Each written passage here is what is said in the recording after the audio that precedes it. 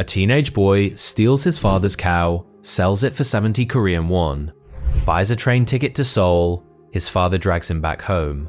Twice. But the third time, he escapes for good, and 50 years later, he builds one of the most powerful companies on Earth, worth over $90 billion today. But here's the crazy part. In 1998, at 83 years old, he drives 1001 cattle across the Korean demilitarized zone, the most dangerous border in the world, to repay the one cow he stole. This is the story of Chung Ju-yung, a farmer's son who couldn't read a blueprint but built the world's largest shipyard, who had zero experience making cars, but created Hyundai Motors. So how did a poor boy from North Korea turn one stolen cow into a global empire? Chung Ju-yung was born in 1915 in a tiny farming village in what is now North Korea. His father was a peasant farmer, the eldest son among 7 siblings. Young Chung spent his childhood working the fields, harvesting crops, carrying stones, barely finishing elementary school. His father had one dream for him: take over the family farm, continue the legacy. But Chung had a different dream. He wanted to escape, to build something, to become someone. His father found him and dragged him home. At 17, he tried again. This time, he sold his father's cow to buy a train ticket. Got caught, brought back home. Then, at 18, he made his final escape. In the middle of the night, with nothing but determination, and what he did next changed South Korea forever. When Chung arrived in Seoul in 1933, he had nothing. No money, no education, no connections. He took any job he could find, loading ships at the harbor, carrying stones to construction sites, working as a handyman. Then he got his break, a job as a delivery man at the Bokyeong rice store. The pay, lunch, dinner, and 12 bags of rice per year. But Chung didn't just deliver rice. He learned, he studied, he mastered the work. Within 6 months, his work ethic impressed the owner so much that he was promoted to bookkeeper and accountant. By 1938, at just 24 years old, the rice store owner became ill and gave Chung the business. Chung renamed it Kyeonggil Rice Store, and for 2 years it thrived. Then, in 1939, everything collapsed. The Japanese colonial government imposed a rice rationing system. All Korean rice stores shut down. Chung lost his business overnight. Most people would have given up. Not Chung. In 1940, he bought a small service garage with a 3,001 loan. Called it a Do Service Garage. Within 3 years, it grew from 20 to 70 employees. Then, in 1943, the Japanese government struck again. They forced his garage to merge with a steel plant. For the second time, Chung lost everything. But here's what separates legends from everyone else. Chung never saw failure as the end. He saw it as data. In 1946, after Korea was liberated, Chung founded Hyundai Civil Industries. The name Hyundai means modernity in Korean. His plan? Rebuild Korea from the ground up. When the Korean War broke out in 1950, Chung kept working. By the 1960s, Hyundai was building South Korea's most important infrastructure, the Soyang-dan in 1967, the Gyeongbu Expressway in 1970, the Kori nuclear power plant. Chung wasn't just running a company, he was building the foundation of modern South Korea. Then, in the early 1970s, Chung made a decision everyone thought was insane. He decided to build ships. Hyundai had zero experience building ships. No shipyard, no engineers. Nothing. When Chung traveled to London seeking financing, bankers laughed at him. South Korea doesn't have a shipbuilding industry, they said. Chung's response? Give me the order, I'll build the shipyard and the ship at the same time. The bankers thought he was crazy. In 1972, he convinced an Italian company to place an order for a ship worth millions. Then, he did something no one had ever done. He built the Ulsan shipyard while simultaneously constructing the ship they'd ordered. Engineers said it was impossible. Chung delivered the ship in 3 years. By the end of the decade, Hyundai Heavy Industries became the largest shipyard in the world. But Chung wasn't satisfied. In 1975, he announced Hyundai would build cars. Foreign experts were unanimous. You will fail. But Chung wanted a car designed and built entirely in Korea. In 1975, Hyundai introduced the Pony, the first Korean car with domestic technology.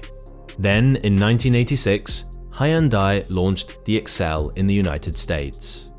In 7 months, they sold 100,000 units. Total 1986 sales, 168,882 cars, an industry record.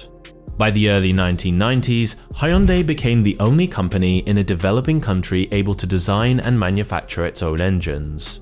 By 1996, Forbes ranked Chung the 9th richest person in the world, $6.2 billion. The poor boy who stole a cow was now one of the wealthiest men on earth.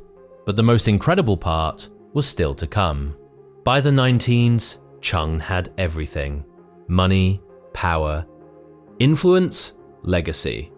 But there was something missing, something that haunted him. Korean reunification. Chung was born in the north. His family was still there. The peninsula was divided by the most dangerous border in the world. And he wanted to help heal that wound. In 1998, at 83 years old, Chung Ju-yung did something that shocked the world. He gathered 1,001 cattle from his farm, loaded them onto trucks, and drove them across the Korean demilitarized zone into North Korea. No civilian had crossed that border since the Korean War ended in 1953. It was a militarized zone, armed guards on both sides, landmines, barbed wire, the most dangerous place on earth. But Chung drove through, with 1,001 cattle, on June 16, 1998. When journalists asked why, Chung's answer was simple and profound. A 17-year-old boy who hated poverty ran away from home with little money raised by selling his father's cow. That one cow has now become 1,001 cattle. I will return to my hometown to repay the debt. Television networks across South Korea interrupted regular programming. Buddhist priests held prayer ceremonies for reunification. The entire nation watched. Chung met with North Korean leader Kim Jong-il. They discussed economic cooperation, tourism, investment. Within 2 years, a historic North-South summit took place. The first meeting between North and South Korean leaders since the peninsula was divided. Hyundai invested $942 million in North Korea, launched the Mount Goon Gangsan tour program, allowing South Koreans to visit the North for the first time in decades. Chung had achieved what politicians and diplomats couldn't. He opened a door, and it all started with one stolen cow. Chung Ju-yung died in 2001 at 86 years old, but his legacy lives forever. So here's what you need to understand about Chung's story.